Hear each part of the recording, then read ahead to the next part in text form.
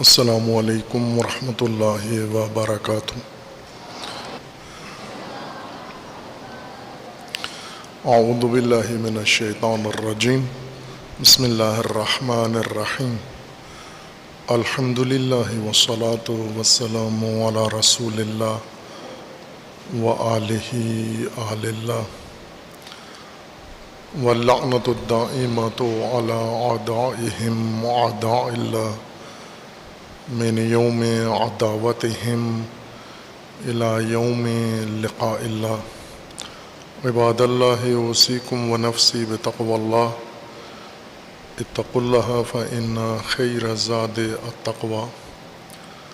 بندگان خدا، آپ سب کو اور اپنے نفس کو تقوی الہی کی وصیت کرتا ہوں، تقوی الہی کی نصیحت کرتا ہوں، تقوی الہی کی جانب دعوت دیتا ہوں اور تاکید کرتا ہوں کہ اپنی زندگی تقوی کے مطابق بسر کریں، تقوی کے زیر سایہ زندگی گزاریں، تقوی کی بنیاد پر نظام زندگی قائم کریں۔ تقوی انسانی زندگی کے لیے اللہ تعالیٰ نے حفاظتی تدبیر مقرر فرمائی ہے، جس کے حصار میں انسانی زندگی محفوظ ہے، ہر خطر سے، بلیہ سے، شر سے اور آفات سے و خطرات سے، دنیاوی و اخروی، اور تقوی سے باہر انسان کی زندگی معرض خطر میں ہے۔ اور موجودہ انسانی نسل کی زندگی اس بات پر گواہ ہے کہ تقوی کے بغیر انسانی زندگی کیا شکل اختیار کر لیتی ہے۔ اس میں انسانیت ختم ہو جاتی ہے اور غیر انسانی صفات، غیر انسانی طور طریقے اور غیر انسانی اعمال رواج پکڑ لیتے ہیں۔ تقوی کے قیام کے لیے جو عوامل مؤثر ہیں، جن کے ذریعے سے نظام تقوی قائم ہوتا ہے، جن عوامل کے ذریعے سے امت با تقوی تشکیل پاتی ہے، جن عوامل کے نتیجے میں با تقوی معاشرہ وجود میں آتا ہے اور با تقوی نسل پرورش پاتی ہے، ان عوامل میں سے قرآن کریم نے ایک بڑا عامل وعظ کو قرار دیا ہے کہ جس معاشرے میں وعظ کا عمل موجود ہوگا اور جاری رہے گا، اس میں تقوی کی فصل اگنے کا امکان ہے۔ لیکن جس قوم کے اندر، جس نسل کے اندر اور جس معاشرے کے اندر وعظ ناپید ہو جائے، ختم ہو جائے، نابود ہو جائے، وہاں فسق و فجور، بے دینی اور جرائم نے جنم لینا ہے۔ قرآن کریم میں سورہ مبارکہ اعراف میں آیا 164 میں اللہ تعالیٰ کا فرمان ہے، وَإِذْ قَالَتْ أُمَّةٌ مِّنْهُمْ لِمَ تَعِظُونَ قَوْمًا اللَّهُ مُهْلِكُهُمْ أَوْ مُعَذِّبُهُمْ عَذَابًا شَدِيدًا قَالُوا مَعْذِرَةً إِلَىٰ رَبِّكُمْ وَلَعَلَّهُمْ يَتَّقُونَ۔ بنی اسرائیل کی تاریخ میں سے ایک نمونہ قرآن نے ذکر کیا ہے،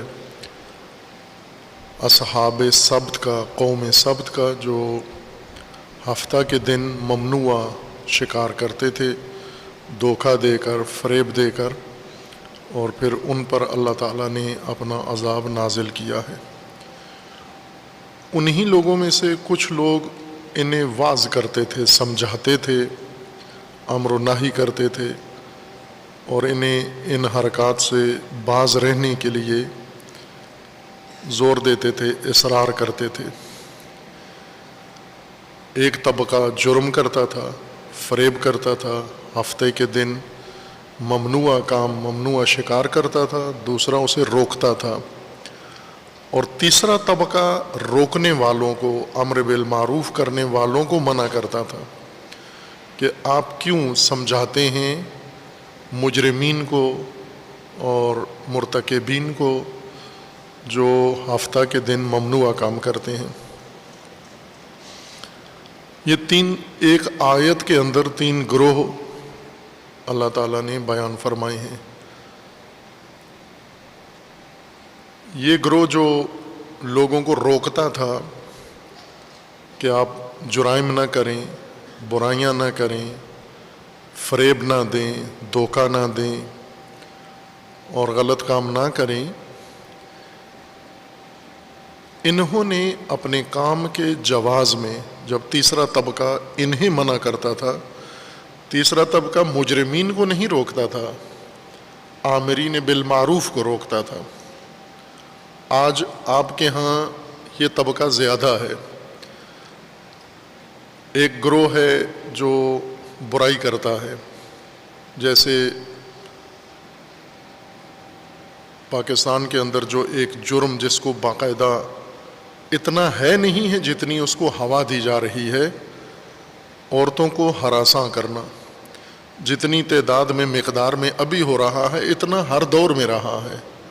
اتنی ہراسانی، خواتین کو آزار و اذیت پہنچانا، یہ ہر معاشرے میں ہے، پاکستان میں بھی ہے، بلکہ پاکستان میں اگر مجموعی طور پر ہم دیکھیں تو اس بارے میں کافی بہتری پائی جاتی ہے، لیکن ایک طبقہ اس کو زیادہ ہوا دیتا ہے۔ جتنی مقدار میں یہ جرم ہوتا ہے اس سے بڑھا چڑھا کر، مبالغے کر کے، میڈیا کے ذریعے، سوشل میڈیا کے ذریعے اور مختلف سرکاری اور غیر سرکاری پلیٹ فارم استعمال کر کے اس کو ہوا دیتے ہیں۔ اس کی وجہ یہ ہے کہ پہلے عورتوں کو غیر محفوظ قرار دیں، پھر عورتوں کی حفاظت کے لیے خود مغربی ممالک، مغربی دنیا، مغربی میڈیا، مغربی صحافت رائے حل دے گا ان کو عورتوں کی تحفظ کے لیے۔ عورتوں کی تحفظ کے لیے کون سے رائے حل ہیں؟ فیمنزم، جس کے بارے میں پہلے بات کی تھی، یعنی زن سالاری اور مرد سے عورت کو جدا کرنا، مرد کو عورت کے معاملات سے بے دخل کرنا، کسی قسم کا تعلق عورت کا مرد کے ساتھ نہ رہے، کوئی پابندی مرد کی جانب سے عورت کے لیے نہ ہو، مرد بحیثیت والد وہ بھی کوئی حق نہ رکھتا ہو عورت پر، اور مرد بحیثیت بھائی وہ بھی عورت پر کوئی حق نہ رکھتا ہو، مرد بحیثیت شوہر بھی عورت سے کوئی واسطہ نہ رکھے، اور مرد بحیثیت پسر و فرزند یہ بھی عورت سے کوئی تعلق نہ رکھے۔ کس کا تعلق ہو؟ جس سے عورت چاہتی ہے، مرضی ہے جس سے تعلق رکھے، اس مرد کے ساتھ اس کا تعلق ہو۔ باقی یہ محرم رشتے، غیر محرم رشتے، جتنے دین نے رشتے قائم کیے ہیں، یا جتنے ثقافتی طور پر، کلچرل طور پر موجود ہیں، جہاں جن ممالک میں خاندانی نظام ہے، وہ رشتوں میں شدید طریقے سے جکڑا ہوا ہوتا ہے، اور ان رشتوں کے پابند عورت اور مرد دونوں ہوتے ہیں۔ یوں نہیں کہ صرف عورت کے لیے یہ رشتے ہیں، مرد کے لیے بھی ہیں۔ والد کا احترام خاندانی نظام والے قوموں میں، جیسے مسلمین میں ہے کہ خاندانی نظام ایک بہت تقدس رکھتا ہے، بنیادی اکائی ہے معاشرے کے اندر اسلامی نظام کی، خاندانی نظام کی بنیاد پر باقی سارے نظام استوار ہیں اور قائم ہیں۔ مغرب کب کا خاندانی نظام اجاڑ چکا ہے، برباد کر چکا ہے، وہاں کوئی خاندانی نظام نہیں ہے۔ مغرب میں کسی کو اسے پوچھیں چچا کون ہوتا ہے، اس کی بلا سے چچا، خالہ، چچی، مامی، یہ رشتے ان کے علم میں نہیں ہیں، چونکہ یہ سارے رشتے خاندان بننے سے پیدا ہوتے ہیں، اور ان کے ہاں اس قسم کا کوئی تصور نہیں ہے۔ وہاں پر فرینڈ شپ ہے، جس طرح پاکستان میں یہ چاہتے ہیں کہ نکاح ختم ہو جائے، نکاح کے رشتے قائم ہوتے ہیں، نکاح ختم ہو جائے عورت اور مرد کے درمیان، جس طرح مغرب میں ہے دوستی ہے، فرینڈشپ ہے، آپس میں ایک ایگریمنٹ کے ساتھ زندگی گزاریں، یہ پاکستان کے اندر بھی بعض خناس مرد اور بعض خناس عورتیں اس کی تبلیغ میں کوشاں ہیں کہ پاکستان سے بھی خاندانی نظام ختم ہو جائے، عورت مرد آزاد ہو جائیں اور اپنی مرضی سے جس طرح کے جس کے ساتھ تعلقات رکھنا چاہتے ہیں رکھ لیں، بیچ میں محرم نامحرم یا والد اور پدر اور باقی یہ پابندیاں اٹھا لی جائیں۔ یہ فیمنزم ہے، یہ اسی کو کہتے ہیں فیمنزم، زن سالاری اور عورت کی مطلق آزادی مرد سے۔ فیمنزم عورت کی آزادی باقی چیزوں میں نہیں ہے کہ سیاست میں عورت آزاد ہو، معیشت میں عورت آزاد ہو، اس کو نہیں کہتے فیمنزم۔ فیمنزم کا مطلب یہ ہے کہ مرد سے عورت بالکل جدا ہو جائے، اور اگر مرد محکوم ہو عورت کا تو وہ ٹھیک ہے، لیکن عورت کے ساتھ کسی بھی خاندانی رشتے کے عنوان سے عورت کے ساتھ مرد کا کوئی تعلق نہیں ہونا چاہیے۔ اس بنیاد کو ختم کرنے کے لیے یہ پاکستان کے اندر چرچا ہوتا ہے کہ عورتوں کو چھیڑا جا رہا ہے۔ مثلا ایک مینار پاکستان میں ایک فاحشہ جاتی ہے، ٹک ٹاکر پہلے میسج دیتی ہے اپنے جو اس کے لورز ہیں، جو ٹک ٹاک پہ اس کے دیکھتے ہیں مناظر فحش بیہودہ ننگے مناظر، یہ اپنی تصویریں بنا کے نشر کرتی ہے اور ٹک ٹاک پہ ایسے لوفر اس کو دیکھتے ہیں۔ ان سب کو دعوت دیتی ہے کہ میں نئی ویڈیو بنا رہی ہوں مینار پاکستان یوم آزادی میں، آپ سب وہاں آ جاؤ۔ وہ سب وہاں آ جاتے ہیں، پھر ان کو ہوائی بوسے دیتی ہے، وہ مشتعل کرتی ہے ان کی شہوتوں کو۔ جب وہ ان کی شہوتیں ابھر جاتے ہیں، پھر چونکہ وہ اس کے ساتھی ہیں ٹک ٹاک کے، لہٰذا وہ اس کے ساتھ مستیوں میں مشغول ہو جاتے ہیں، اور ان مستیوں میں ظاہر ہے جب زیادہ خرمستی میں تبدیل ہو جاتی ہے مستی، تو پھر وہ تنگ پڑ جاتی ہے، اتنے زیادہ حملہ ور۔ اس نے سوچا تھا شاید 40-50 ہوں گے، اتنے میں سنبھال لوں گی، لیکن وہ 400 ہو گئے۔ اب یہ تنگ پڑ گئی، گرمی بھی تھی، حبس کا بھی موسم تھا، تو اس جرمٹ میں گھبرا گئی۔ پھر اس نے پولیس کو کالیں شروع کر دیں اور کیس، اور وہ بچے کچھ جیلوں میں اور کچھ کدھر ہیں۔ اور جس بونڈے طریقے سے پولیس نے پکڑے ہیں لوگ کالے ملا کر، اور اس دن مینار پاکستان کے علاقے میں جس کا فون آن تھا اسے پکڑ لیا، ایک 72 سالہ بوڑھا بھی پکڑ لیا کہ یہ بھی عورت کو تنگ کر رہا تھا وہاں پر۔ خوب یہ اس لیے یہ سارے مناظر ہائی لائٹ کیے جاتے ہیں، یعنی اس واقعے پر جو کچھ ہوا وہ بہت ہی بدتمیزی تھی، حکومت کی طرف سے، میڈیا کی طرف سے، صحافیوں کی طرف سے، فیمنسٹوں کی طرف سے حد درجہ بدتمیزی کی گئی۔ اس ماجرا کے اندر عورت کے ساتھ کم بدتمیزی ہوئی، معاشرے کے ساتھ، ملک کے ساتھ، قوم کے ساتھ ان لوگوں نے زیادہ بدتمیزی اور فحاشی کی۔ خوب یہ اشارہ میں اس لیے کر رہا ہوں کہ یہ جرم جو پاکستان میں جس کو زیادہ بڑھا چڑھا کر پیش کیا جاتا ہے، اس کے روک تھام کے لیے جو اقدام کرتے ہیں، مثلا وزیر اعظم پاکستان کے لباس کے بارے میں کہہ دیتے ہیں کہ اگر عورتیں مناسب لباس پہنیں تو ان مسائل میں کمی آ جائے گی، اور سب کے سب وزیر اعظم پہ حملہ کر دیتے ہیں کہ وزیر اعظم عورتوں کے حق میں غلط بیان دیا ہے، عورتوں کے شان کے خلاف بیان دیا ہے۔ اور ان لوگوں کے ڈر سے علماء بھی نہیں بولتے، صحافی بھی نہیں بولتے، کوئی اور طبقہ نہیں بولتا۔ عورت مارچ کس طرح ورغلا کے پاکستان کی بچیوں کو عورت مارچ میں لے کر آتے ہیں اور اس میں ان سے بیہودہ کام کرواتے ہیں اور بیہودہ باتیں ان کو سکھاتے ہیں، اور جو باتیں تصور کوئی نہیں کر سکتا۔ مغرب میں بھی وہ یہاں پاکستان کی سڑکوں پر عورت مارچ کے نام سے حکومتی سرپرستی میں یہ کام ہو رہا ہوتا ہے۔ اس عورت مارچ میں اگر کوئی بیہودہ بات کرے اور بعد میں کوئی اس بیہودہ بات کی مذمت کرے، سارے اس مذمت کرنے والے پر چڑھ دوڑتے ہیں۔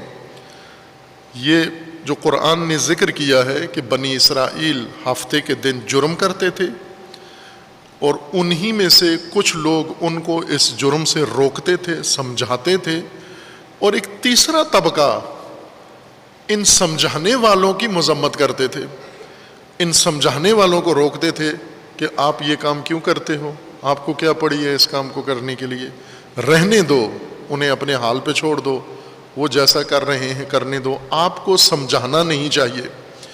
آپ کا ذاتی تجربہ بھی ہوگا، میرا زیادہ ہے، مجھے سمجھانے والے بہت زیادہ ہیں، ہر آدمی کوشش کرتا ہے وہ سمجھایا کر، کیا سمجھاتا ہے کہ آپ یہ جو بعض مثلا تفرقے کے بارے میں آپ کیوں بولتے ہیں، وہ دوسرے علماء چپ ہیں آپ بھی چپ ہو جائیں، آپ وحدت کے بارے میں لوگوں کو کیوں کہتے ہیں، دہشت گردی کے خلاف کیوں بولتے ہیں، فلاں چیز میں کیوں بولتے ہیں، ممبروں پہ خرافات بکنے والوں کے خلاف کیوں بولتے ہیں، غالیوں کے خلاف کیوں بولتے ہیں، ناسبیوں کے خلاف کیوں بولتے ہیں، شرک کے خلاف کیوں بولتے ہیں، ان ساری چیزوں میں ہر آدمی سمجھانے آتا ہے کہ آپ کیوں بولتے ہیں۔ خوب یہ جتنے مجھے سمجھاتے ہیں ان میں سے 10% اگر ان کو سمجھائیں تو میرے خیال میں کافی اصلاح ٹھیک ہو جائے گی، کہ جو جرم کرتے ہیں، جو مجرمانہ کام کرتے ہیں، جنہوں نے دین کو میدان بنا لیا ہے، اماجگاہ بنا لیا ہے اور ملک و قوم کی تباہی میں لگے ہوئے ہیں، اگر یہ 10% ان کو سمجھائیں جا کر وہ باز آ جائیں گے۔ لیکن یہ طبقہ ہر دور میں ہے، بنی اسرائیل میں قرآن نے فرمایا کہ بنی اسرائیل میں ایک مجرم طبقہ تھا جو ہفتے کو شکار کرتا تھا، اللہ کی حدود توڑتا تھا، دوسرا ان کو روکتا تھا، امر بالمعروف کرتا تھا، واعظ کرتا تھا، تیسرا طبقہ واعظین کو روکتا تھا کہ آپ کو کیا پڑی ہے ان کو روکنے کے لیے، انہیں کرنے دو یہ کام۔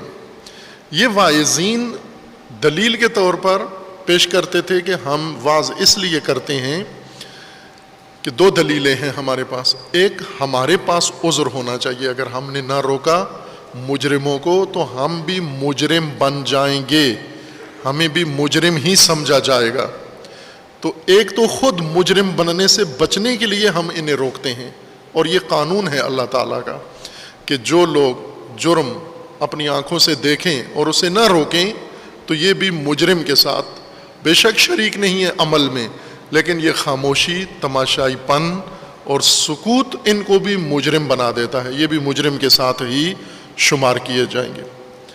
بے شک وہ کام نہیں کر رہے لیکن روک بھی نہیں رہے جو کر رہے ہیں انہیں، اس وجہ سے یہ سارے مجرمین ہیں، جہنم میں ایک ساتھ ہوں گے، اور یہ جو خاموش تماشائی ہیں یہ کہیں گے پروردگار ہم نے تو نہیں کیا تھا، انہوں نے کیا، تو انہیں یہی جواب دیا جائے گا کہ انہوں نے کیا لیکن آپ نے روکا کیوں نہیں ان کو، آپ کو روکنے کی اتھارٹی تھی، اختیارات دیے گئے تھے آپ کو روکنے کے، اور آپ نے پھر بھی انہیں نہیں روکا، تو نہیں روکنے کا مطلب یہ کہ آپ راضی ہو ان کے کام پر، اور جو جس کام پر راضی ہو اس کام کا مجرم اس کو ٹھہرایا جائے گا۔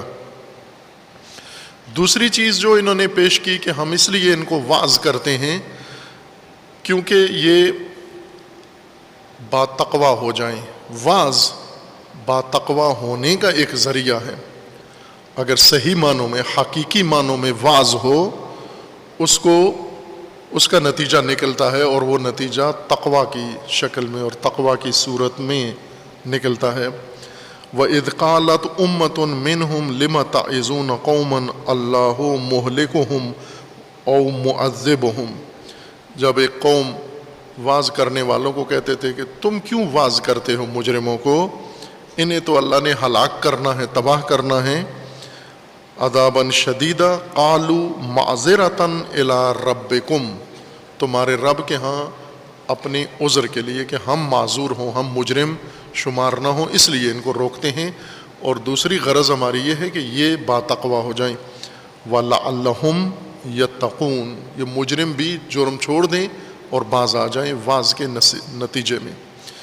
واعظ خداوند تبارک و تعالیٰ نے اصلاح کے لیے انبیاء کو ایک حکمت کے طور پر، ایک ٹیکٹک کے طور پر عطا کیا ہے۔ رسول اکرم صلی اللہ علیہ وآلہ وسلم کو اللہ تعالیٰ کا فرمانا ہے ادعو الی سبیل ربک بالحکمت والموعظۃ الحسنۃ وجادلہم باللتی ہی احسن، 3 طریقوں سے حضور کو اللہ نے فرمایا کہ آپ اصلاح کریں، نظام تقوی قائم کریں، امت کی اصلاح کریں اور راہ خدا کی طرف لوگوں کو بلائیں، دعوت دیں۔ ایک دعوت بالحکمہ ہے، ادعو الی سبیل ربک بالحکمہ، حکمت کے ذریعے آپ ان کو بلائیں۔ دوسرا وعظ کے ذریعے تھے، وبالموعظۃ الحسنہ، وعظ حسن کے ذریعے سے ان کو اللہ کی راہ کی طرف، اللہ کے دین کی طرف ان کو بلائیں۔ اور تیسرا ہے وجادلہم باللتی ہی احسن، اور جدال کے ذریعے انہی لوگوں کے ساتھ جدال کریں، اور جدال بھی احسن ہو، حکمت، موعظہ حسنہ اور جدال احسن۔ اور رسول اللہ صلی اللہ علیہ وآلہ وسلم نے انہی 3 طریقوں سے امت کو دعوت دی۔ جنہوں نے دعوت رسول اللہ قبول کی، ان 3 میں سے کسی ایک طریقے سے متاثر ہو کر آئے۔ اب ابھی آج پاکستان میں ربیع الاول ہے، آغاز ہو گیا ہے ربیع الاول کا، ماہ رسول اللہ صلی اللہ علیہ وآلہ وسلم ہے۔ اس ماہ میں میلاد نبی اکرم صلی اللہ علیہ وآلہ وسلم ہے، اور مسلمین تمام دنیا میں بالخصوص پاکستان میں تکریم و تعظیم کرتے ہیں اور بارگاہ رسول اللہ میں ہدیہ عقیدت پیش کرتے ہیں اپنے اپنے انداز سے۔ میلاد مناتے ہیں، جشن مناتے ہیں، نعت خوانی ہوتی ہے، جلسے جلوس ہوتے ہیں، ریلیاں ہوتی ہیں، ہر طریقے سے ہر انسان اپنی ثوابدید کے مطابق اور اپنی صلاحیت کے مطابق بارگاہ نبوی میں عقیدت و احترام پیش کرتا ہے۔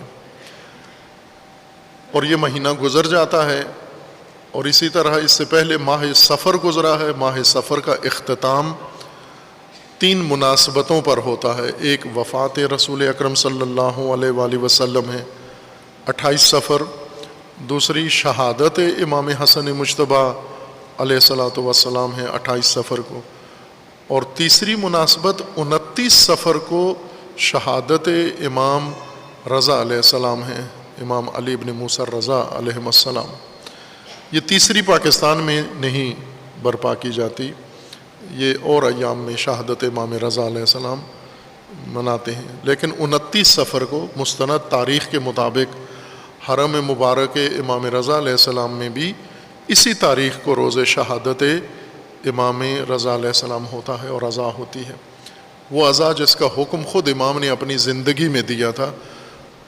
یہ واحد ایسی مثال ہے تاریخ میں کہ امام نے، کسی ہستی نے، شخصیت نے اپنی زندگی میں اپنی عزاداری کا فرمان دیا ہو کہ میرے لیے بھی عزا کرو، ابھی شہید نہیں ہوں لیکن کرو عزا۔ اور پھر یہ بھی فرمایا کہ شہادت کے بعد بھی میرے لیے عزا کرنی ہے آپ نے، وہ 28 سفر ہے۔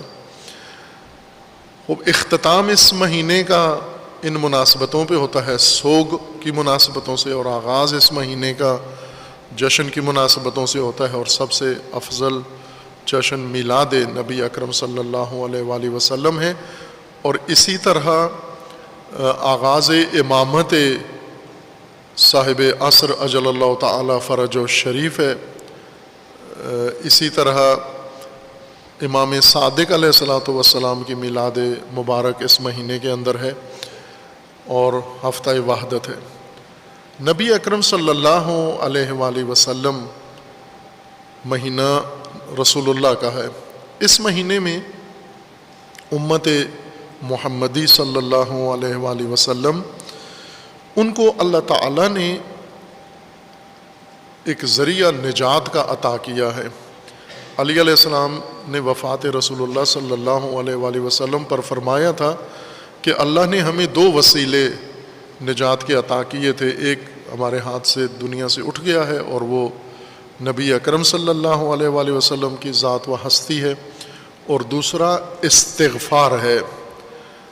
ایک سے تم محروم ہو گئے ہو تو دوسرے کی قدر جانو اور کثرت سے استغفار کرو، کہ رسول اللہ خود بھی اسی کے ذریعے سے امت کی نجات کا اہتمام کرتے تھے، کثرت استغفار سے۔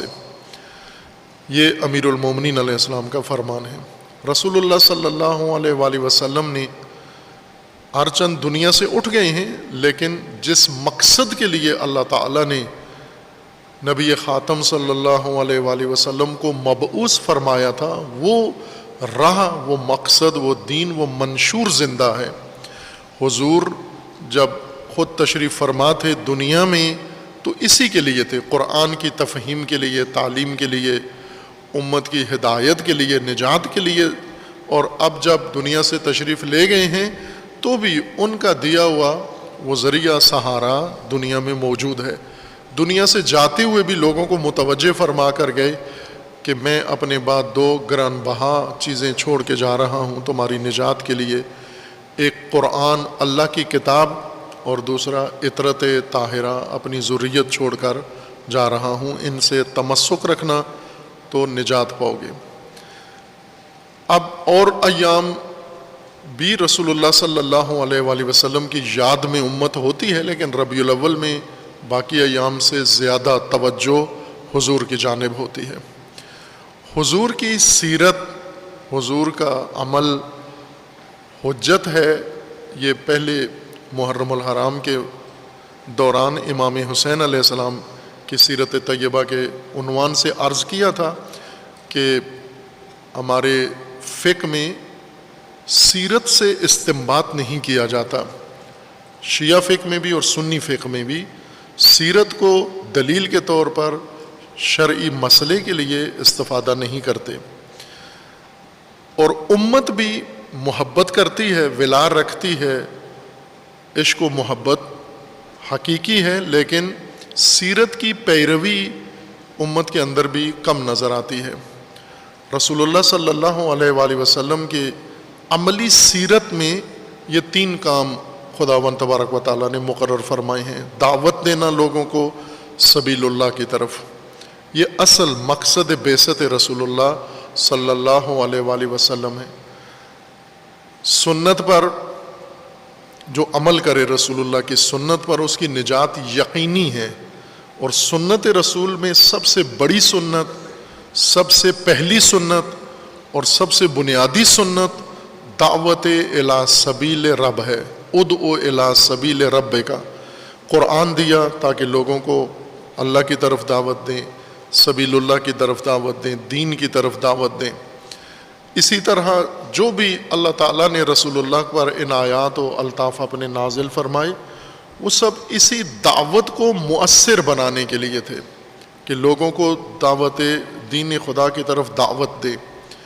اب ممکن ہے کوئی مسلمان عاشق رسول عمر بھر کسی مسلمان، کسی غیر مسلم کو بھی، یا کسی بے راہ اور بدراہ کو اور گمراہ کو دعوت نہ دی ہو، اس نے دعوت سے دور ہی رہا ہے، لیکن ہے رسول اللہ کی سنت کو ماننے والا۔ خوب یہ کیسا سنت کو ماننے والا ہے کہ رسول اللہ کی سب سے اہم سنت ہی اس نے عمل نہیں کی، اور وہ ہے دعوت الی سبیل رب۔ عموماً اس کے بارے میں بھی آپ فقہ شیعہ و سنی میں دیکھیں کوئی فتویٰ موجود نہیں ہے، حتیٰ امر بالمعروف میں بھی جا کر دعوت کو واجب قرار نہیں دیتے، جبکہ خداوند تبارک و تعالیٰ نے رسول اللہ صلی اللہ علیہ وآلہ وسلم کے لیے اصل مأموریت یہی تھی، تبلیغ اور دعوت۔ بلغ یا ایھا الرسول بلغ وما علیک الا البلاغ وما علی الرسول الا البلاغ، یہ متعدد آیات کے اندر منحصر کر کے بیان فرمایا کہ آپ کی مأموریت، رسالت کا مقصد فقط ابلاغ و تبلیغ ہے۔ تبلیغ بھی اصل سنت رسول اللہ ہے۔ تبلیغ کا وجوب فتویٰ موجود نہیں ہے کہ تبلیغ واجب ہے، رسول اللہ پر لازم ہے اللہ کی طرف سے، لیکن امت پر واجب، علماء پر واجب نہیں ہے، چونکہ سیرت ہمارا مدرک نہیں ہے، نہ رسول اللہ کی سیرت اور نہ ائمہ اطہار کی سیرت۔ ہم سیرت کے بدلے میں جو محبت کو جانشین بنا دیتے ہیں، اس کو ہم سمجھتے ہیں کہ یہ محبت سارے کام کر جاتی ہے، اطاعت کا کام بھی محبت کرتی ہے، اور سیرت کی پیروی کا کام بھی محبت کرتی ہے، اور عبادت کا کام بھی محبت کرتی ہے۔ محبت کو مسلمانوں نے اس طرح سے بنا لیا ہے کہ یہ وہ شاہ کلید ہے جس سے ہر کفر کھل جاتا ہے۔ یعنی باقی جتنا قرآن ہے نعوذ باللہ وہ سارا لغو ہے، اس کی کوئی ضرورت نہیں ہے، فالتو ہے. چونکہ جو کچھ قرآن عمل صالح بتا رہا ہے اس کے بجائے بھی محبت کافی ہے. قرآن ایمان ذکر کر رہا ہے، اس کی جگہ بھی محبت کافی ہے. قرآن جہاد کا حکم دیتا ہے، انفاق کا حکم دیتا ہے، اور باقی تقوی کا حکم دیتا ہے. تو سب چیزوں کی جانشین ایک چیز ہے اور وہ ہے محبت. ایسے نہیں ہیں، چونکہ ایک مناسبت امام رضا علیہ الصلوۃ والسلام کی شہادت بھی ہے، میں کوشش کروں گا امام علیہ السلام کی زبان مبارک سے بھی اس مطلب کی وضاحت کروں آپ کی خدمت میں. رسول اللہ صلی اللہ علیہ وآلہ وسلم کو اللہ تعالیٰ نے یہ 3 طریقے بتائے ہیں. ادعو الی سبیل ربک، اے نبی آپ دعوت دیجئے، حکم ہے اپنے رب کی راستے کی طرف 3 طریقوں سے، بالحکمت والموعظۃ الحسنۃ وجادلہم باللتی ہی احسن.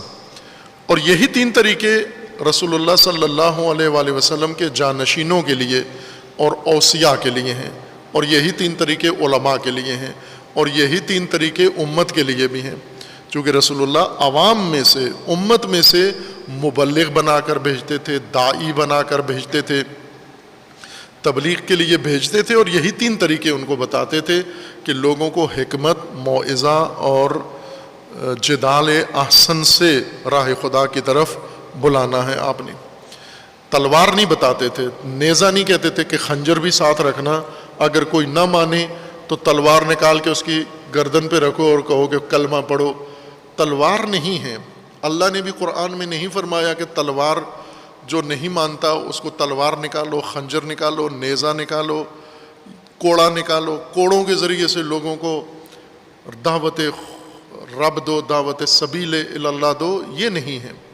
کوڑا اور چیز کے لیے ہے، تلوار اور مقصد کے لیے ہے، وہ ڈسپلن کے لیے ہے اور رکاوٹیں ہٹانے کے لیے ہے، دعوت کے لیے نہیں ہے. دعوت میں بندوق شامل نہیں ہے. یہ خوارج نے شروع کیا بندوق کے ذریعے سے دعوت دین دینا، اور پھر آج کے موجودہ خوارج، دہشت گرد، داعش اور ان کا قبیلہ اور نسل، یہ بھی بندوق کو دعوت کا ذریعہ سمجھتے ہیں کہ بندوق کے ذریعے سے ہم نے لوگوں کو راہ خدا میں، دین میں لانا ہے، جس طرح سے ابھی افغانستان وغیرہ افغانستان میں کر رہے ہیں.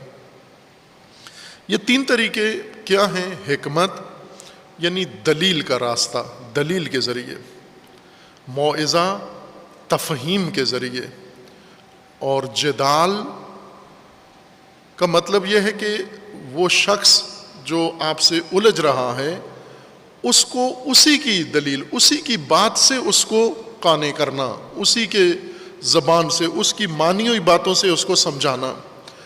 حکمت محکم، مضبوط اور فیصلہ کن بات کو کہتے ہیں، جس میں شک نہ ہو، شبہ نہ ہو، اور شک و شبہ کی گنجائش بھی نہ ہو، اس بات کو حکمت کہتے ہیں. اور اللہ تعالیٰ کا بھی فرمانا ہے من یؤت الحکمت فقد اوتی خیرا کثیرا. اللہ نے جس کو حکمت عطا کی ہے، خیر کثیر در حقیقت اس کو عطا کی ہے جس کے پاس حکمت ہے، یعنی دلیل محکم، مضبوط، مستحکم اور فیصلہ کن. جس کو بھی اللہ نے یہ دے دیا ہے سرمایہ، ساری دنیا کی کائنات کی ثروت اس کو دے دی ہے. خیر کثیر اس شخص کے پاس ہے جو اس صلاحیت کا مالک بن گیا ہے. مضبوط بات کرنا، محکم بات کرنا، مدلل بات کرنا، شک و شبہ سے بالاتر بات کرنا اور فیصلہ کن بات کرنا. مردد لوگ، کنفیوز لوگ، تردید میں مبتلا لوگ اور شکوک و شبہات میں گرفتار لوگ حکمت سے کوسوں دور ہیں. ان کے لیے حکمت کے مقابلے میں قرآن نے دوسرا استعمال کیا ہے صفاحت اور حماقت، کہ انسان 2 حالتوں میں ہوتے ہیں، یا حکمت پر ہیں یا حماقت پر ہیں. یعنی یا مضبوط محکم مستند دلیلیں ہیں ان کے پاس، یا پھر احمق ہیں، بھیڑ چال چلتے ہیں، سنی سنائی باتوں پہ چلتے ہیں، احتمالات اور ظن و گمان و تخمینے پر اگر چلتے ہیں تو یہ احمق ہیں، یہ سفیہ ہیں. حکیم کون ہیں؟ جن کے پاس یہ مضبوط دلائل ہیں، جن کے پاس ہر چیز کے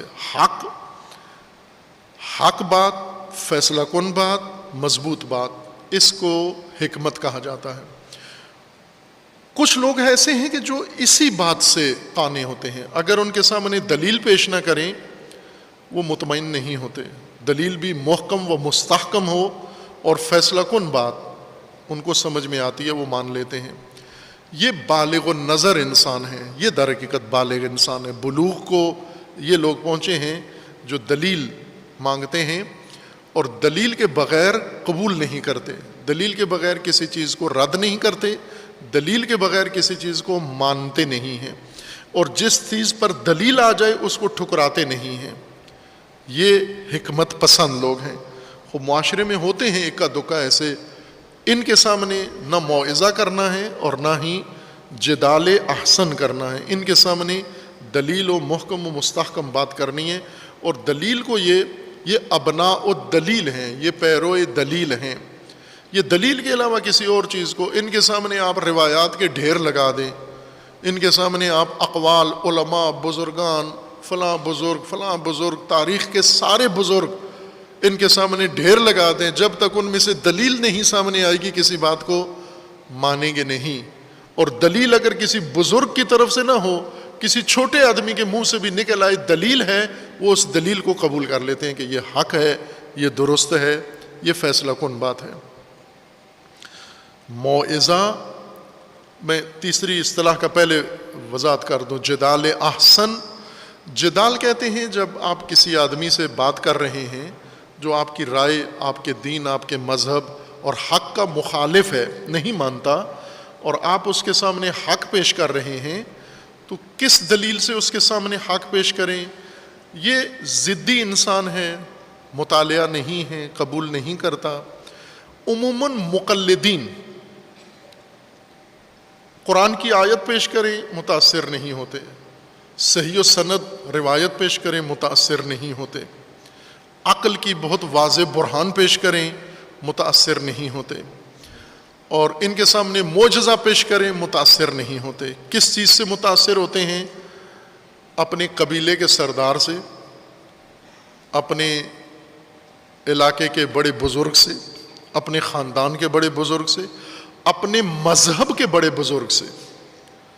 مثلاً آپ کوئی حق بات کریں، پاکستان کے اندر جو فرقہ وارانہ ماحول ہے، فرقہ پرستی ہے، اس کا نام دینداری رکھا ہوا ہے، فرقہ پرستی کا نام دینداری نہیں ہے، دین تو بیچ میں ہے نہیں ہے، فرقے ہیں، فرقوں کے ساتھ سارا جوڑ ہے اور فرقوں کے اوپر تعصب ہے۔ فرقوں کے ماننے والوں کی ایک علامت یہ ہے کہ آپ اس کے سامنے کوئی بھی دلیل پیش کریں، جب تک اس کے فرقے کے کسی بڑے کی سند بیان نہیں کریں گے یہ نہیں مانے گا اس بات کو۔ مثلا آپ کہیں قرآن میں یہ لکھا ہے، تو وہ اگر دیوبندی ہے تو پہلے حوالہ مانگے گا کہ دیوبندی کوئی بڑا عالم اس کو مانتا ہے، بریلوی ہے تو پہلے بریلوی بزرگ کا فتویٰ مانگے گا، اہل حدیث ہے تو اہل حدیث بزرگ کا فتویٰ مانگے گا، شیعہ ہے تو شیعہ بزرگ کا فتویٰ مانگے گا۔ جب تک اس کو اپنے مسلک کے بزرگ کی تائید نہیں ملے گی قبول نہیں کرے گا۔ خوب یہ افراد جن کے اپنے مفروضے ہیں، جن کے اپنے معتقدات ہیں، جن کے اپنے نظریات ہیں، اگر ان کو حق سمجھانا پڑ جائے تو کیسے سمجھائیں گے آپ؟ ان کو انہی چیزوں کے ذریعے سے سمجھا سکتے ہیں جن چیزوں کو یہ مانتے ہیں، چونکہ یہ اکثر حق کو نہیں مانتے۔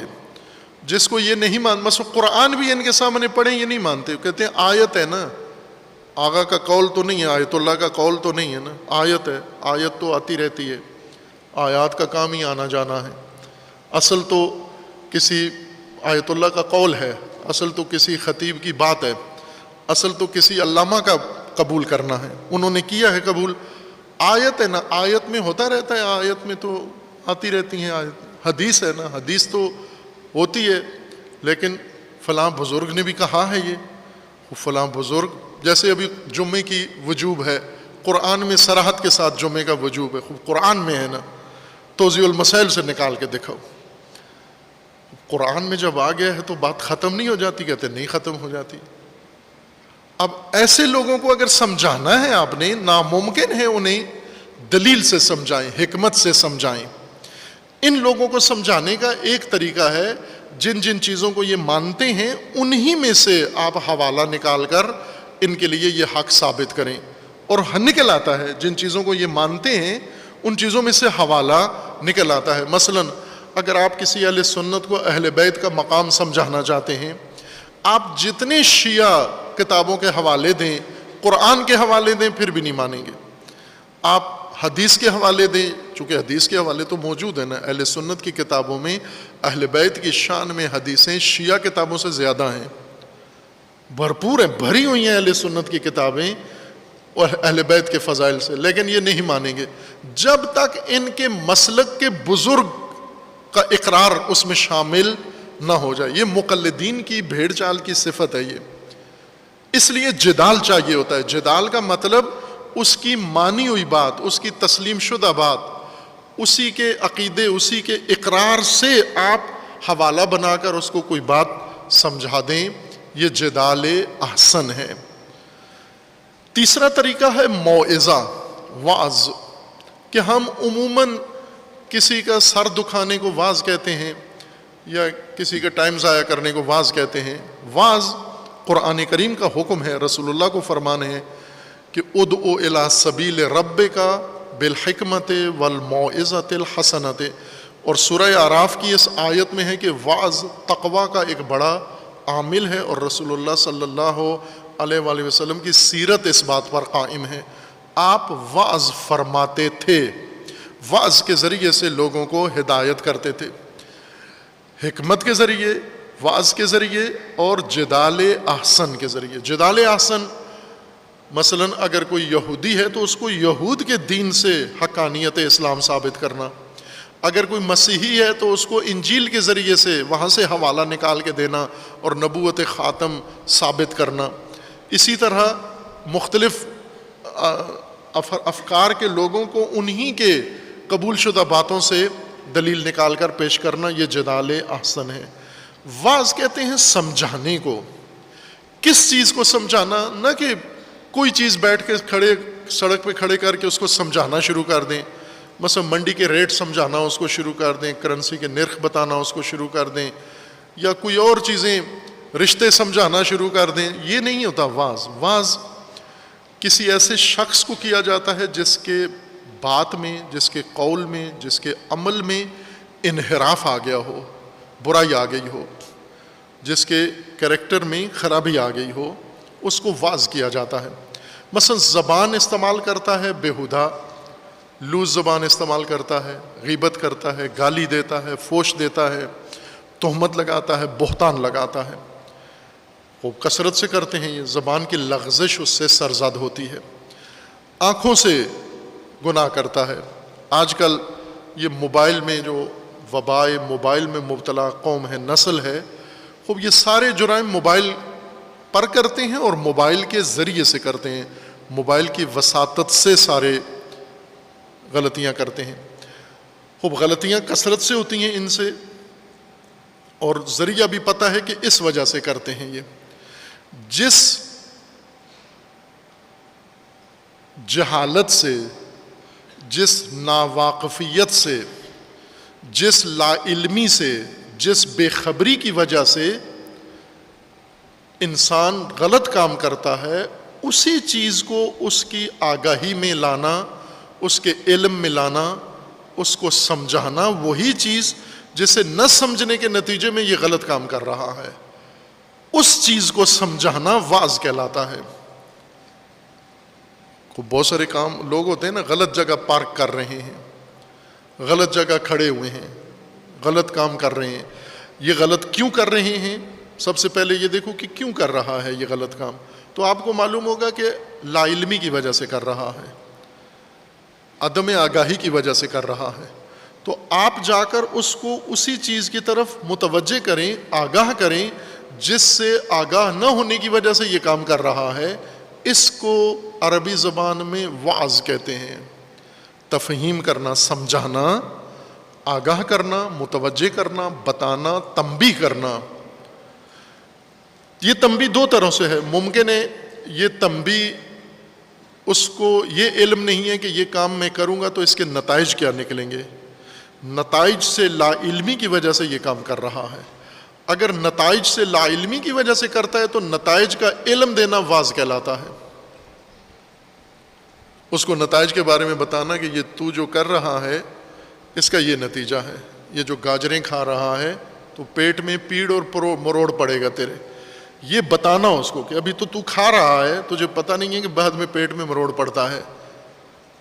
اب یہ واعظ ہے, یہ اس کو بتانا کہ تیرے عمل کا یہ نتیجہ نکلنا ہے, تیرے عمل کا یہ اثر ظاہر ہونا ہے تیری ذات پر, تیرے خاندان پر. بسا اوقات نہیں پتہ ہوتا, اس وجہ سے یہ کام کرتا ہے. کبھی اس کے نقصان کا اس کو علم نہیں ہوتا. بعض اوقات انسان کوئی اچھا کام چھوڑ دیتا ہے کیونکہ اس کے فوائد کا اس کو علم نہیں ہے, اس کے نتائج کا اس کو علم نہیں ہے. اگر نتائج کا علم بتا دیا جائے تو وہی کام وہ فوراً انجام دینا شروع کر دیتا ہے. اگر یہی طالب علموں کو بتا دیا جائے کہ یہ کام کرو چھٹی ملے گی تمہیں. خوب آپ دیکھیں ابھی یہ یومیہ نماز کے نوافل نہیں پڑھتے, اگر ان کو کہیں کہ روزانہ 100 رکعت نماز نفل پڑھو چھٹی ملے گی, یہ سارے دن رات نفل پڑھتے رہیں گے چھٹی کے لیے. یعنی جس کام سے ان کو فائدہ حاصل ہونا ہے اس کام کی وجہ بتا دیں کہ اس ذریعے سے آپ کو یہ فائدہ ملنا ہے, تو اسی پہ لگ جاتے ہیں. انسان مفاد پرست ہے تو مفادات جس ذریعے سے حاصل ہوتے ہیں وہ چیز اگر اس کو سمجھا دیں تو یہ اسی میں لگ جاتے ہیں, شروع ہو جاتے ہیں یہ کام کرنے کے لیے.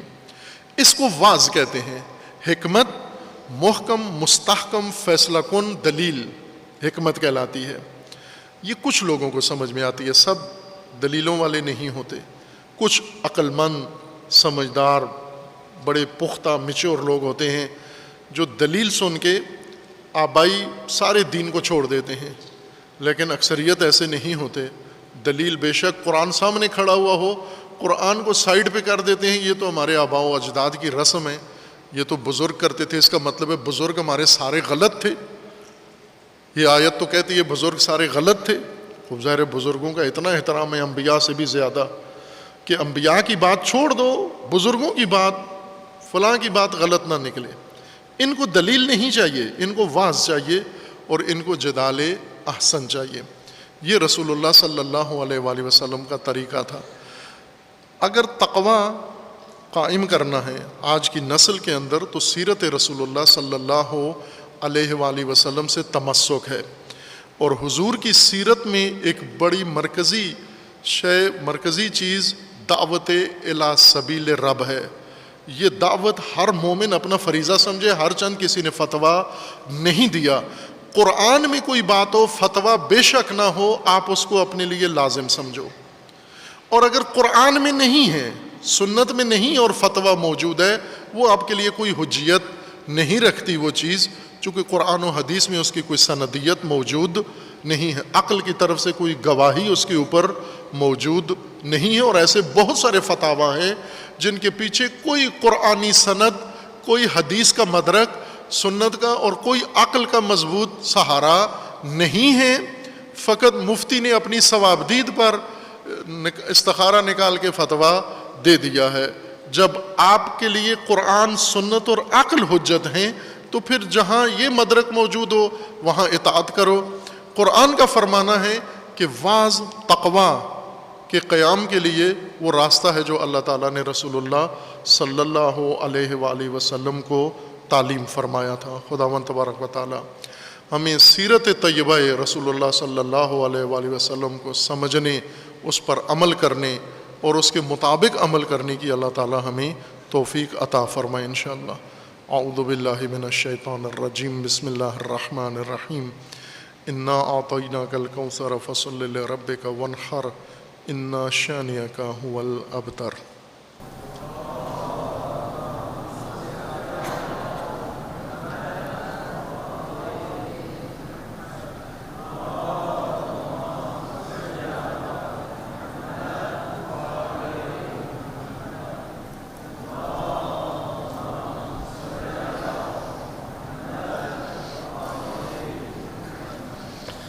اعوذ باللہ من الشیطان الرجیم. بسم اللہ الرحمن الرحیم. الحمد للہ والصلاة والسلام علی رسول اللہ وآلہ آل اللہ. سیما علی امیر المؤمنین علی ابن ابی طالب علیہ الصلاۃ والسلام. آپ دھیمی صلوات پڑھیں لیکن ایسی پڑھیں کہ محسوس ہو صلوات پڑھ رہے ہیں. سم بکم عمیٌ نہ ہو. مجلسی بھی نہ پڑھیں جس سے خطبے میں خلل آئے، اور دل میں بھی نہ پڑھیں کہ محسوس نہ ہو. ایسی زیر لب پڑھیں کہ محسوس ہو کہ صلوات پڑھ رہے ہیں ساتھ.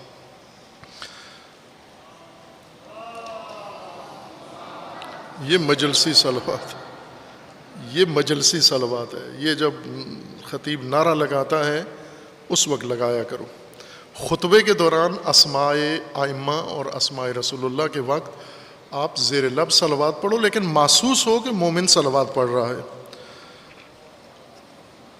سیما علی امیر المؤمنین علی ابن ابی طالب علیہ الصلاۃ والسلام و فاطمۃ الزہرا سیدۃ نساء العالمین والحسن والحسین سیدی شباب اہل الجنہ و سبطی الرحمہ و علی ابن الحسین و محمد ابن علی و جعفر ابن محمد و موسیٰ ابن جعفر و علی ابن موسیٰ و محمد ابن علی و علی ابن محمد والحسن ابن علی والحجت ابن الحسن القائم المنتظر المہدی حجج اللہ علی عبادہ و امناؤہ فی بلادہ واللعن علی اعدائہم اجمعین من الآن الی قیام یوم الدین. عباد اللہ اوصیکم و نفسی بتقوی اللہ اتقوا اللہ فإن خیر الزاد التقوی. بندگان خدا، آپ سب کو اور اپنے نفس کو تقوی الہی کی وصیت کرتا ہوں، تقوی الہی کی دعوت دیتا ہوں، تقوی الہی پر تاکید کرتا ہوں کہ اپنی زندگی تقوی کے مطابق گزاریں. تقوی تدبیر ہے اللہ تعالیٰ کی انسان کی زندگی کی حفاظت کے لیے، اور تقوی کے بغیر انسان کی زندگی محفوظ نہیں ہے.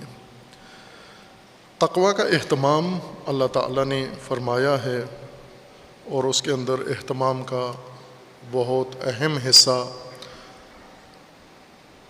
بیان نہیں ہوا. جمعہ ایک اہتمام ہے، امامت کا نظام دوسرا اہم رکن ہے تقوی کے قیام کا.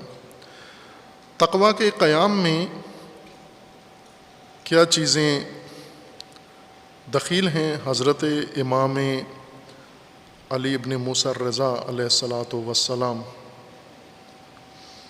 کی ایک حدیث ہے جو وقت نہیں ہے، خطبہ میں اتنا ٹائم نہیں ہے، میں صرف اس کا ترجمہ ہی کر پاؤں گا. آپ لوگ اس حدیث کو ازبر کریں. بہار الانوار میں ہے، جلد 68 میں، اور احتجاج طبرسی میں ہے، جلد 2، اور احتجاجات امام رضا علیہ السلام میں. مسئلہ امامت میں 317 نمبر حدیث ہے. یہ معذرت 318 نمبر حدیث ہے. احتجاج مرحوم طبرسی جلد 2 میں امام رضا علیہ الصلاۃ والسلام سے منقول ہے. وبہذا الاسناد عن ابی محمد العسکری علیہ السلام. اس حدیث کے راوی امام تقی علیہ السلام ہیں، نقی علیہ السلام ہیں، اور امام عسکری، اور انہوں نے اپنے اجداد سے یہ روایت نقل کی، اور انہوں نے امام رضا علیہ السلام سے نقل کی ہے. یعنی چند معصوم ہیں اس روایت کی سند میں، امام ہیں. انہ قال، امام عسکری علیہ السلام فرماتے ہیں، لما جعل الی علی ابن موسیٰ الرضا علیہ السلام ولایت العہد، کہ مامون نے جب امام رضا علیہ السلام کو اپنا جانشین بنایا. یہ ایک بہت اہم باب ہے، تفصیل سے ہم نے اس سے بحث کی ہے جو مدفون ہے متاب میں. پھر کبھی فرصت ہوئی پھر اس بحث کو کریں گے. یہ بہت اہم باب ہے کہ امام رضا علیہ السلام کو خلافت پیش کی گئی، قبول نہیں کی، پھر ولایت عہدی مشروط طور پر قبول کی کہ میرا کوئی اختیار نہیں ہوگا، میں کسی چیز میں دخل و تصرف نہیں کروں گا۔ وہ کیا حالات تھے اور کیوں امام کو جب جو ائمہ فرماتے ہیں کہ حکومت ہمارا حق ہے، اب مامون الرشید یہ حق آپ کو طبق میں رکھ کر دے رہا ہے اور آپ قبول نہیں کر رہے ہیں، کیا وجہ ہے؟ یہ بہت اہم باب ہے۔ یہ جب امام علیہ السلام کو ولی عہد مامون نے بنایا اور امام نے مشروط طور پر قبول کی ولی عہدی، اس وقت دخل علیہ آذنہ، امام کا دربان، آذن اذن لینے والا، یعنی جو دروازے پہ کھڑا ہوتا ہے اور اندر جا کر بتاتا ہے کہ باہر کوئی ملنے آیا ہے، اذن مانگ رہا ہے اندر جانے کے لیے، جو لوگوں کے لیے امام سے اذن لے کر آتا ہے اس کو آذن کہتے ہیں۔ یہ آذن دربان امام کا اندر گیا امام علیہ السلام کے پاس، امام رضا علیہ السلام کی خدمت میں، فقالا، اور دربان نے کہا کہ ان قوما بالباب یستأذنون علیک، ایک قوم، ایک گروہ، ایک وفد جن کی تعداد زیادہ ہے دروازے پہ کھڑے ہوئے ہیں اور آپ سے ملاقات کی اجازت مانگ رہے ہیں، آپ کی بارگاہ میں، آپ کی خدمت میں حاضر ہونا چاہتے ہیں۔ یقولون، کون لوگ ہیں؟ تو دربان نے بتایا کہ وہ خود اپنا تعارف یوں کروا رہے ہیں، یقولون نحن من شیعت علی علیہ السلام، تعارف یہ کروا رہے ہیں کہ ہم شیعیان علی ابن ابی طالب علیہ الصلوۃ والسلام ہیں، ہم شیعہ ہیں اور آپ سے ملنے آئے ہیں، کسی اور علاقے سے آئے تھے، دوسرے دور کے کسی علاقے سے۔ فقالا، امام علیہ السلام نے دربان کو فرمایا، غور سے سنیں، یہ آپ عزیزان سارے جو کلپ بناتے ہیں وہ تو بہت غور سے سنتے ہیں، لیکن آپ بھی حاضرین بھی غور سے سنیں، یعنی جو تحریف کرتے ہیں نا یہود کی طرح، صحیح باتوں کو توڑ مروڑ کر لوگوں کے سامنے پیش کرتے ہیں، وہ کافی دقت کرتے ہیں، لیکن جن کی خاطر، جن کی رہنمائی کے لیے یہ باتیں کی جاتی ہیں وہ بھی غور کریں، اتنا نہیں کرتے تو آدھا غور کریں۔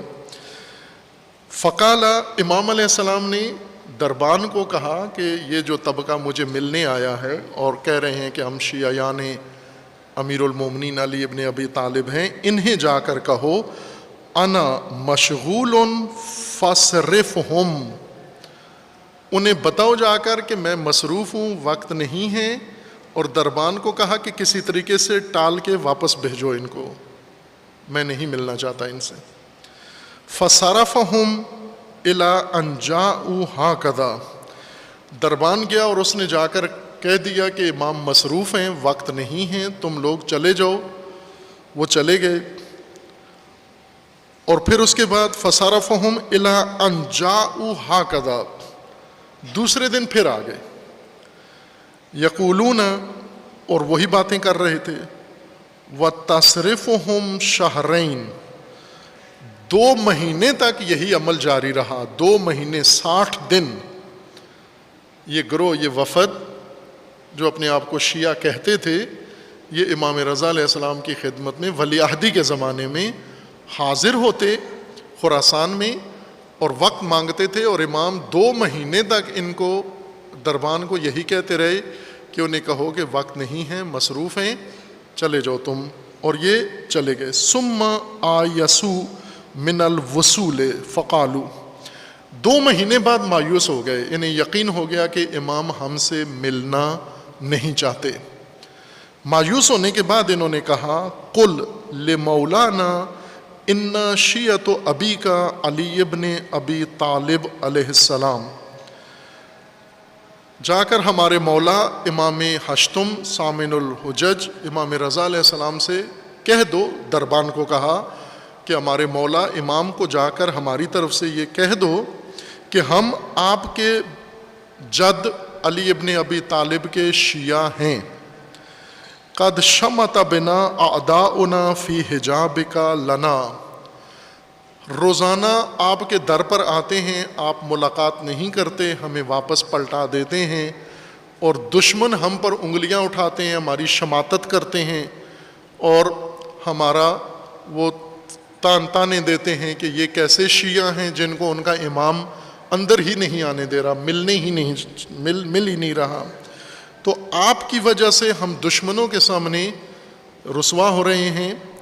وَنَحْنُ نَنْصَرِفُ هَٰذِهِ الْقَرَّةِ، اب نہیں آئیں گے، یہ آخری دن ہے ہمارا 60ویں دن، چونکہ دشمنوں کے سامنے اب ہم منہ دکھانے کے قابل نہیں رہے، اس مرتبہ کے بعد نہیں آئیں گے، ہم جا رہے ہیں۔ وَنُهْرِبُ مِنْ بَلَدِنَا، اور ہم اپنے گھروں میں بھی نہیں جائیں گے، اپنی آبادیوں اور شہروں میں بھی واپس نہیں جائیں گے، آپ کے شہر سے بھی جا رہے ہیں اور اپنے شہروں میں بھی واپس نہیں جائیں گے، کیونکہ یہ بات وہاں پہنچ چکی ہے، اور جب ہمارے شہروں میں یہ بات پہنچے گی کہ ہم امام سے ملنے گئے اور امام نے ہم سے ملاقات نہیں کی، ہمیں واپس کر دیا، تو وہ تو اور زیادہ ہمارے لیے رسوائی ہوگی، خجل ہوں گے، شرمندہ ہوں گے۔ وَأَنَفَةً مِمَّا لَحِقَنَا، جو کچھ برتو ہمارے ساتھ خراسان میں ہوا ہے، آپ نے کیا ہے اور آپ کے دربان نے کیا ہے، اس وجہ سے ہم اپنے شہروں میں بھی اب منہ دکھانے کے قابل نہیں رہے۔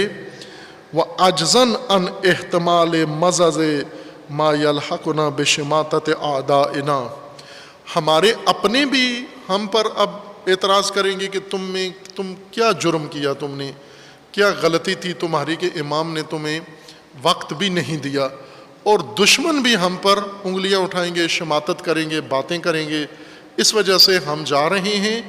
اب کہاں جا رہے ہیں ہمیں نہیں پتہ، آپ کے شہر سے جا رہے ہیں، اپنے گھروں میں بھی نہیں جائیں گے۔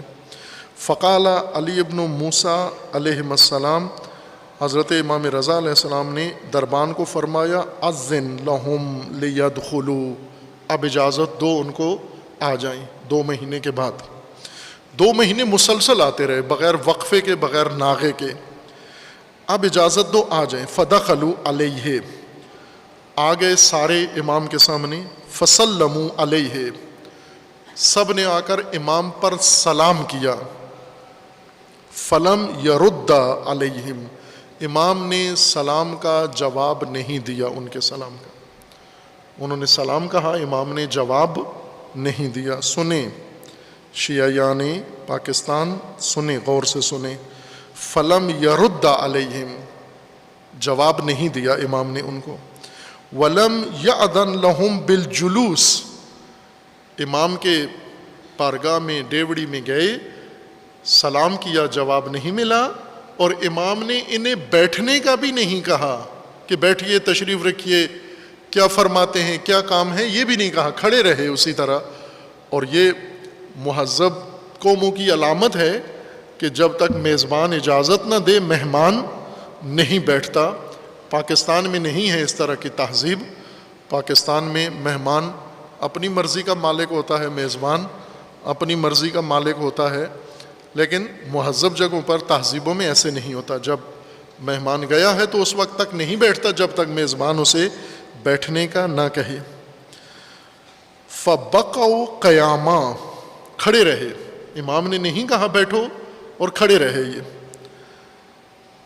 فَقَالُوا يَا ابْنَ رسول اللہ، انہوں نے کہا امام علیہ السلام کی خدمت میں، اے فرزند رسول خدا، ما هذا الجفا جفا العظیم، یہ جفا و ظلم ہم پر کیوں کر رہے ہیں؟ نعوذ باللہ، امام کو کہہ رہے ہیں کہ یہ جفا آپ ہم پر کیوں کر رہے ہیں، ہمیں اتنی سزا کیوں دے رہے ہیں، یہ سختی ہم پر کیوں کر رہے ہیں؟ والاستخفاف بعد هذا الحجاب حجاب الصعب، 2 مہینے تک ہمیں باہر روک کے رکھا، ملنے سے ممانعت کی، اور 2 مہینے کے بعد جب اندر آنے کی اجازت دی تو اب تحقیر بھی کر رہے ہیں، خفت بھی ہماری کر رہے ہیں، بیٹھنے کا بھی نہیں کہا ہمیں، سلام کا بھی جواب نہیں دے رہے۔ ایو باقیت تبقى منا بعد هذا، ایو باقیت تبقى منا، ہم میں سے، ہم شیعہ ہیں آپ کے، آپ کا رویہ اگر اپنے شیعوں کے ساتھ یہ رہا تو کون بچے گا شیعہ آپ کے لیے؟ پھر کہاں سے شیعہ لائیں گے؟ اگر آپ کا یہ اخلاق رہا، اگر آپ کا یہ اپنے شیعوں کے ساتھ برتاؤ رہا، تو پھر ہم میں سے، یعنی ہم شیعوں میں سے تو آپ کا کوئی بھی وفادار نہیں بچے گا، سب بھاگ جائیں گے، سب ناراض ہو جائیں گے، سب روٹھ جائیں گے، سب بیزار ہو جائیں گے۔ تو آپ اپنے شیعوں کا ذرا خیال رکھیں، دشمنوں کے سامنے ہمیں کیوں نمونہ عبرت بنا رہے ہیں۔ فقال الرضا علیہ السلام، امام رضا علیہ السلام نے فرمایا کہ اقرأوا، قرآن پڑھو۔ امام علیہ السلام نے فرمایا کہ قرآن پڑھتے ہو، قرآن پڑھو، تمہیں معلوم ہو جائے گا کہ تمہارے ساتھ یہ سب کچھ کیوں ہو رہا ہے، تمہیں کس کی سزا مل رہی ہے۔ کیا پڑھیں؟ قرآن کریم میں اللہ تعالیٰ نے فرمایا ہے وَمَا أَصَابَكُم مِّن مُّصِيبَةٍ فَبِمَا كَسَبَتْ أَيْدِيكُمْ وَيَعْفُو عَن كَثِيرٍ، جو کچھ مصیبت تمہیں دامنگیر ہو رہی ہے، تمہارے سروں پہ نازل ہو رہی ہے، تمہارے اوپر پڑ رہی ہے جو مصیبت، یہ خود تمہارے اپنے ہاتھوں سے کیے کی سزا ہے۔ تم نے خود یہ مصیبت اپنے لیے فراہم کی ہے، اللہ نے نہیں تمہیں یہ مصیبت دی، خود تم نے قرآن کا جواب دیا، قرآنی جواب دیا کہ یہ جو میں تمہارے ساتھ کر رہا ہوں یہ تمہارے اپنے کیے کی سزا ہے، خود تم نے کیا ہے۔ واللہ مقتدیت الا بربی عز وجل وبرسولہ وبامیر المؤمنین ومن بعدہ من آبائہ الطاہرین علیہم السلام، میں جو کر رہا ہوں میں تو وہی کر رہا ہوں جو میرا رب کرتا ہے، پروردگار، اور میں وہی کر رہا ہوں جو رسول اللہ کرتے تھے، اور میں وہی کر رہا ہوں جو میرے بابا امیر المومنین کرتے تھے، جد کرتے تھے، اور میرے آبا ائمہ اطہار یہ کام کرتے تھے، میں وہی کر رہا ہوں۔ اتبو علیکم فاقتدیت بہم، یہ در حقیقت تم پر عتاب ان کو ہے، اللہ کو ہے، میں تو اللہ کی اقتدا کر رہا ہوں، رسول اللہ کی اقتدا کر رہا ہوں، اپنے آبا کی اقتدا کر رہا ہوں۔ اصل میں ان کو ناراضگی ہے آپ پر، رسول اللہ آپ سے ناراض ہیں، ائمہ آپ سے ناراض ہیں، اور میرے آبا آپ سے ناراض ہیں، اور اللہ آپ سے ناراض ہے۔ قالوا لماذا یا ابن رسول اللہ، خوب اتنے مطمئن تھے اپنے آپ پر کہ بڑا تعجب ہوا کہ اللہ ہم سے ناراض ہے، رسول اللہ ہم سے ناراض ہیں، تمام ائمہ ہم سے ناراض ہیں، آپ بھی ہم سے ناراض ہیں، تو کیوں، ہم نے کیا کیا ہے؟ قال لدعواکم، اسی دعویٰ ادعا کی وجہ سے جو میرے دروازے پہ آ کے تم نے کیا ہے، اسی وجہ سے ناراض ہیں۔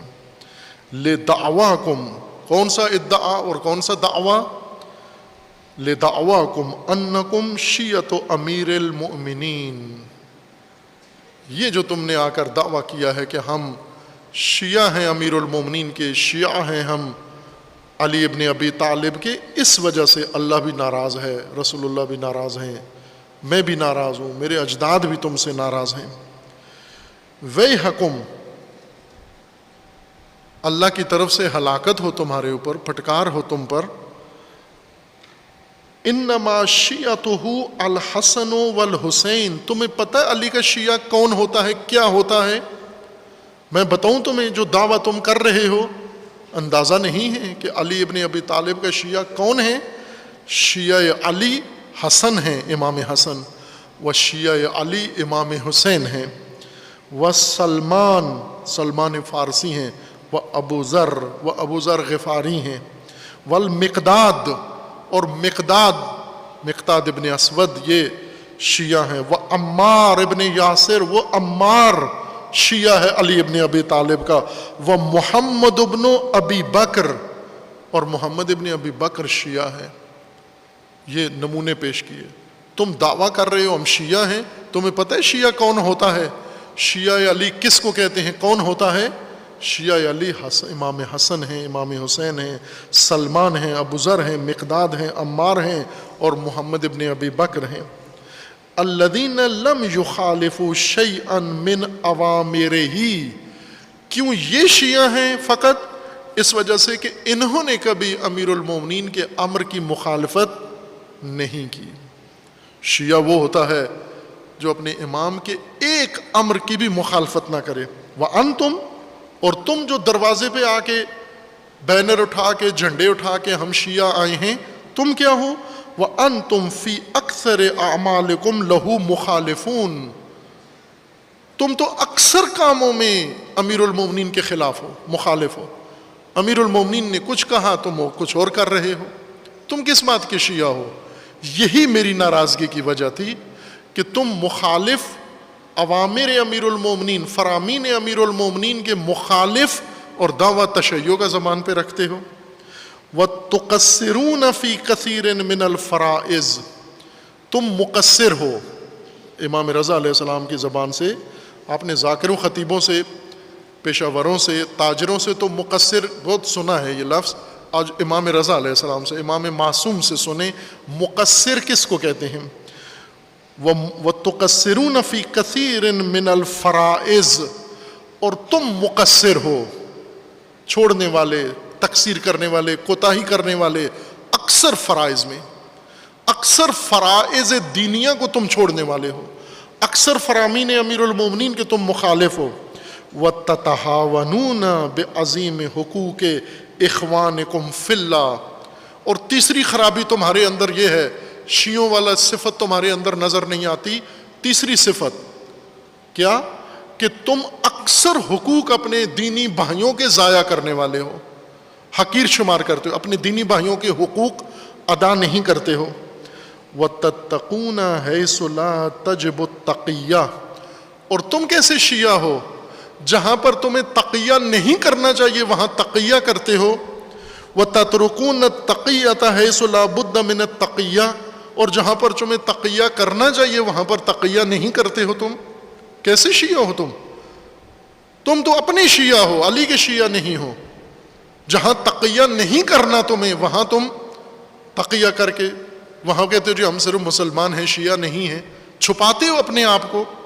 اور جہاں پر تمہیں کرنا چاہیے تقیہ وہاں پر چھوڑ دیتے ہو. تم لو قلتم، اگر تم نے یہ کہا ہوتا، انا شیعتکم، یہ کہنے کے بجائے اگر تم یہ کہتے، لو قلتم انکم موالیہ و محبوہ والموالون لأولیائہ والمعادون لأعدائہ لم انکرہ من قولکم، اگر تم یہ کہتے کہ ہم آپ کے چاہنے والے ہیں، ہم آپ کے محبت کرنے والے ہیں، ہم علی کے محب ہیں، تو پھر میں بھی تمہارا انکار نہ کرتا، تمہاری محبت کا انکار نہ کرتا. چونکہ تمہارے اندر محبت ہے، تم ائمہ کے دوستوں کے محبت رکھتے ہو اور ائمہ کے دشمنوں سے دشمنی رکھتے ہو.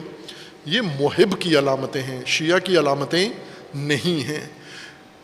دل سے فقط محب پرکھا جاتا ہے، شیعہ عمل سے پرکھا جاتا ہے، شیعہ اطاعت کی کسوٹی پہ پرکھا جاتا ہے. شیعہ میدان میں پتہ چلتا ہے، میدان عمل میں شیعہ نظر آتا ہے. یہ جو زبان اور دل میں محبت کا اظہار کرے یہ محب ہے.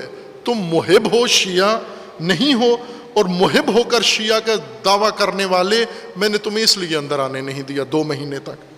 وَلَكِنْ هَذِهِ مَرْتَبَةٌ شَرِيفَةٌ ادَّعِيتُمُوهَا، تم نے جو دعویٰ کر دیا یہ تو بہت اشرف مقام ہے تشیع کا، شیعہ کا. ان لم تصدقوا قولکم بفعلکم ہلکتم، شیعہ جب کہہ دیا تم نے اپنے آپ کو اور پھر تمہارے قول نے، تمہارے عمل نے تمہارے قول کی تصدیق نہیں کی، جو کہتے ہو اس پر تمہارے عمل نے اگر گواہی نہ دی تو ہلاک ہو گئے ہو. اللہ بھی ناراض تم سے، رسول بھی ناراض تم سے، ائمہ بھی ناراض اور امام رضا علیہ السلام بھی ناراض ہیں تم سے.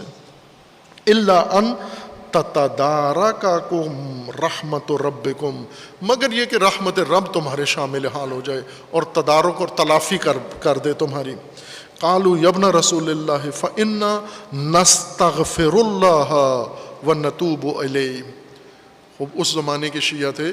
اگر آج کے شیعہ ہوتے تو کہتے ہم کسی اور کی کو امام مانتے ہیں، یہ امام ہماری قدر ہی نہیں جانتے، یہ امام کے پاس ہماری اہمیت ہی نہیں ہے، یہ کسی کو ٹائم ہی نہیں دیتے، ہم کسی اور کو اپنا امام مانتے. اور فوراً جا کر بنو عباس میں سے کسی کو اپنا امام مان لیتے، بنو امیہ میں سے یا اہل بیت میں سے، خاندان رسول اللہ میں سے کسی اور، تھوڑے تو نہیں تھے، اور کسی کو جا کر امام رضا علیہ السلام کے خاندان میں سے کسی کو مان لیتے. امام رضا علیہ السلام کے بھائی تھے ایک، وہ خود दावा इमामत रखते थे और इमाम ने उनका नाम भी ज़ैदुन नार रखा हुआ था।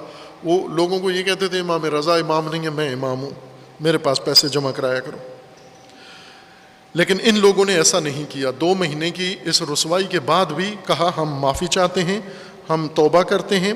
बल नक़ूलो कमा अल्लमना मौलाना, इसके बाद हम नहीं कहेंगे शिया, इसके बाद हम वही कहेंगे जो आप बता रहे हैं, मुहिब और मवाली।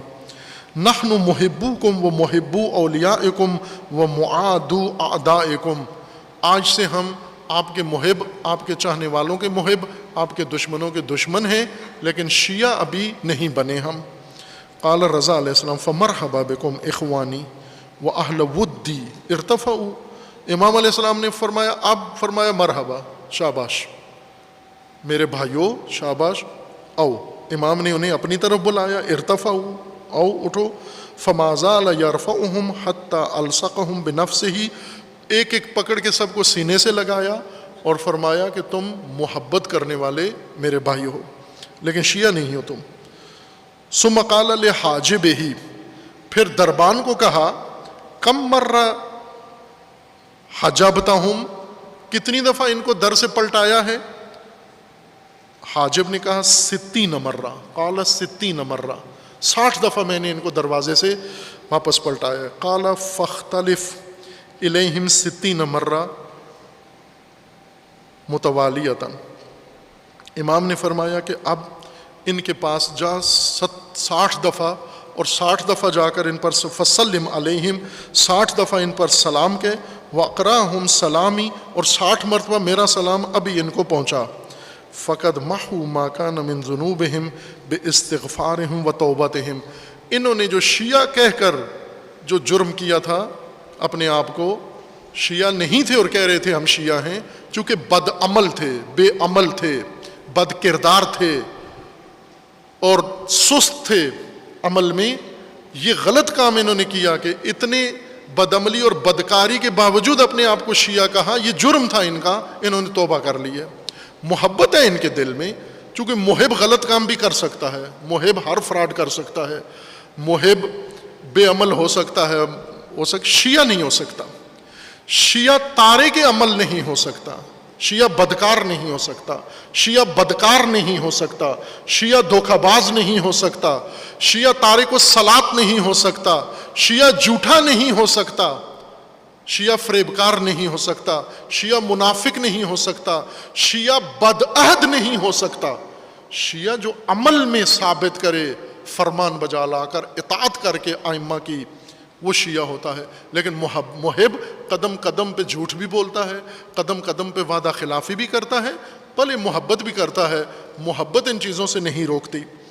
काला, इमाम ने फरमाया इन्होंने तौबा कर ली है।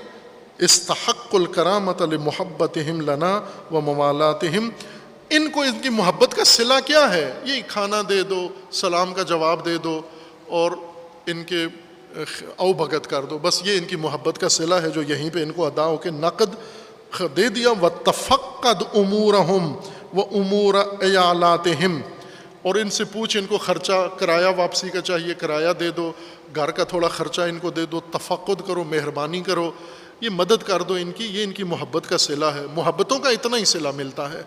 तशय्यो का सिला है जो जन्नत में मिलता है, तशय्यो का सिला इमाम की मुसाहिबत और मइयत रसूलुल्लाह और मइयत आइम्मा में मिलता है। फ़औसिहिम नफ़क़ातिन व मबर्रातिन व सिलातिन व दफ़अ मुअर्रातिन, और इमाम अलैहिस्सलाम ने फरमाया कि इन्हें दे, फरावान हदाया दे, इनको पैसे दे, गल्ला दे और बहुत सारी चीज़ें इनको दे, लाद फान के इनको वापस कर घरों में मोहब्बत का सिला लेकर जाएं। लेकिन ख़बरदार आइंदा अपने आप को शिया नहीं कहना। शिया वो होता है जो अमल जिसका गवाही दे, उसके कौल पर इताअत करे, मैदान अमल में तशय्यो, उसका कौल उसका अमल की गवाही दे, तस्दीक करे और उसका अमल उसके तशय्यो की गवाही दे। ये इमाम रज़ा अलैहिस्सलाम ने तशय्यो का मेयार बताया है।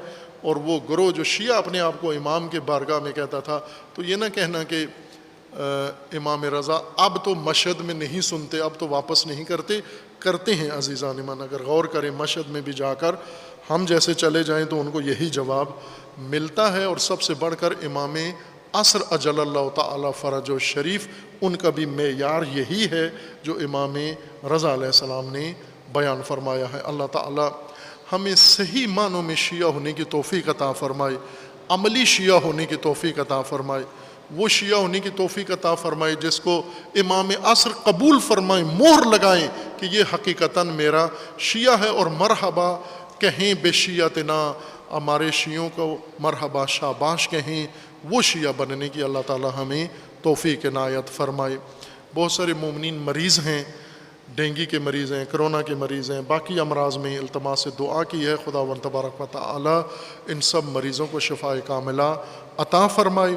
جو مومنین اس دنیا سے رحلت کر گئے ہیں، جامعہ کے بہت سارے اساتید ہیں، ان کے اور طلاب ہیں اور ملحقہ افراد جن کے عزیزان دنیا سے رحلت کر گئے، خداوند تبارک و تعالی ان سب کی جملہ مومنین و مومنات سمیت مغفرت فرمائے انشاءاللہ۔ اعوذ باللہ من الشیطان الرجیم، بسم اللہ الرحمن الرحیم، قل هو اللہ احد اللہ الصمد لم یلد ولم یولد ولم یکن لہ کفوا احد۔